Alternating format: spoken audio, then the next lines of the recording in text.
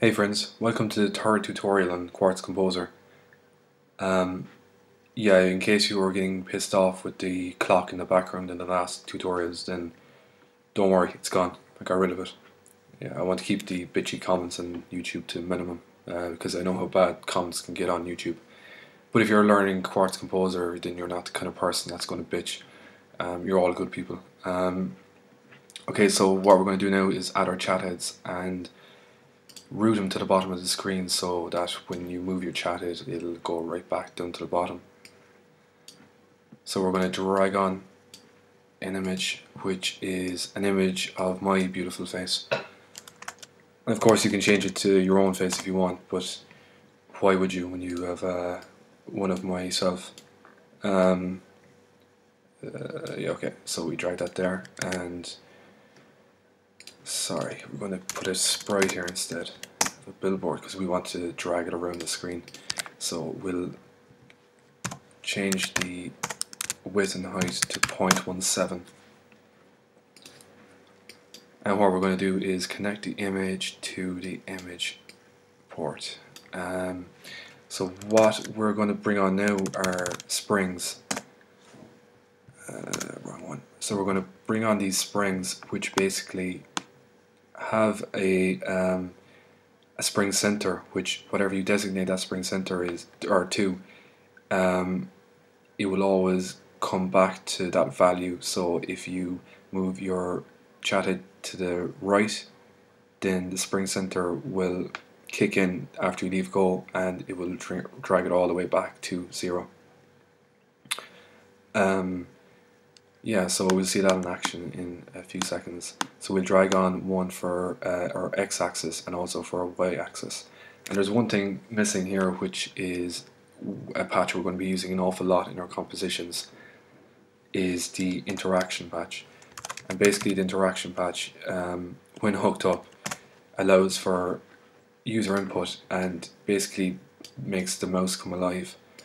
So what we're going to do is drag this port here to this one on the top of the sprite, and basically if you see these little circles on the top of patches, that indicates a interaction connection. As you can see, it's blue as well, so it's different to the normal yellow connections. So this is hooked up, and if we drag the X position of our interaction patch, which you could almost call it a mouse patch, and connect it to the sprite, we can now move around our chat it. However, as you can see, if you move here, you want it to come back to the center. So what we're going to do is, instead of connecting it directly to the sprite, we're going to connect it into the value of our directional spring. Then change. Actually, no, that's okay because we're doing on the x-axis. The center is going to be on 0, and all we have to do now is just connect the output value to our x position.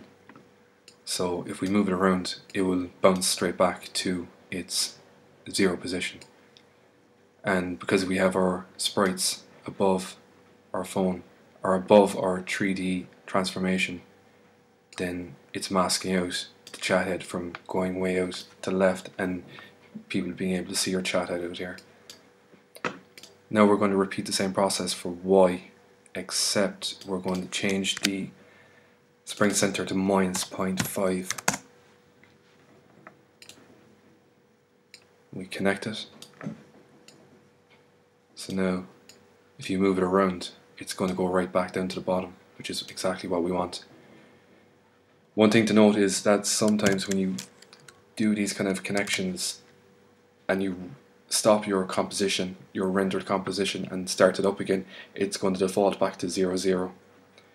And it's a good opportunity to explain that Quartz compositions basically are measured in such a way that the width is considered to be 2 in width, and the height is also in 2. So when you come in here to the center, it's 0, 0, and if you wanted to go all the way over to the left hand side, it'd be -1, and if you wanted to go all the way to the right hand side, it would be +1, which would give it an overall value of 2.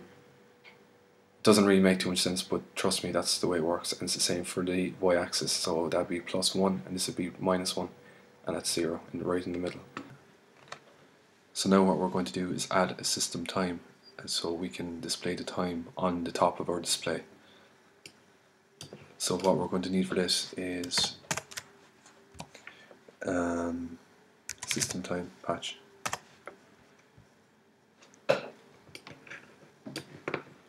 Also an image with string.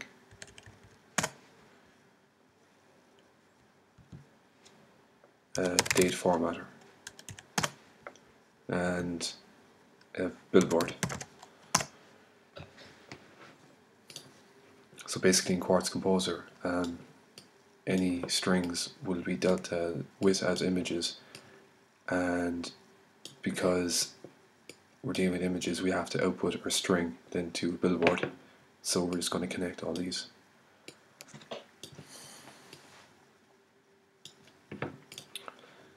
And here we have our current time, month and year. We don't want that, so what we're going to do is go to Date Formatter, press 1 to bring up your inspector, and here we're going to jump to Settings, which can be accessed by doing this as well. And what we want to change it to is Custom, and Short. Okay, so what we do now is bring down the width of our time, and I'm just going to set it to let's see, 0.3. We're just going to move it up to about here, and we're going to change the font to Helvetica Near.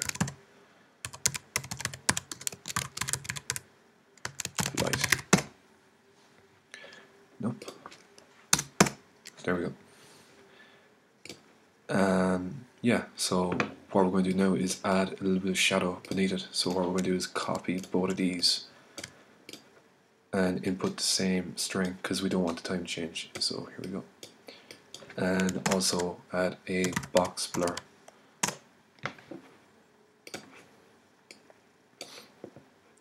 And what we want to do is connect the image to the image input of the box blur and then out to this.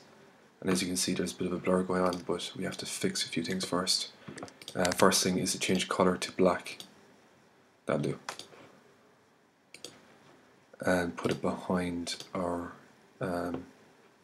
billboard, which has the time, the white, non-blurred version. So now it's going to take a little bit of rejigging. First of all, we are going to change the font size.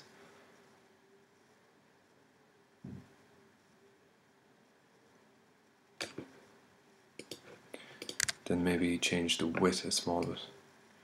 And what I've noticed is the closer you have your cursor to the circle, the jerkier the change will be. So if you bring it all the way out here, it's going to be much smoother. So yeah,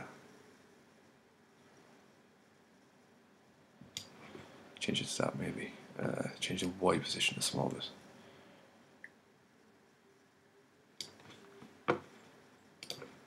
And just see how that looks full screen.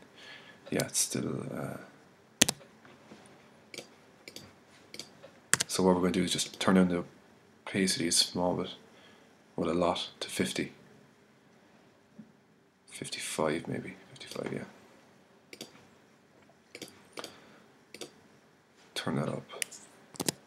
Still a bit dramatic, so I might change this a bit.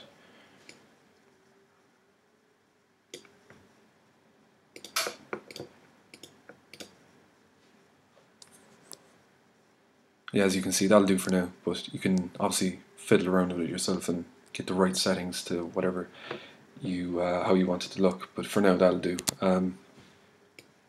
So yeah,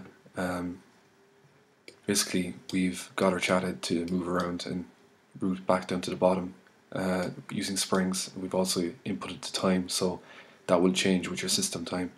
Next we are going to try and get those little circle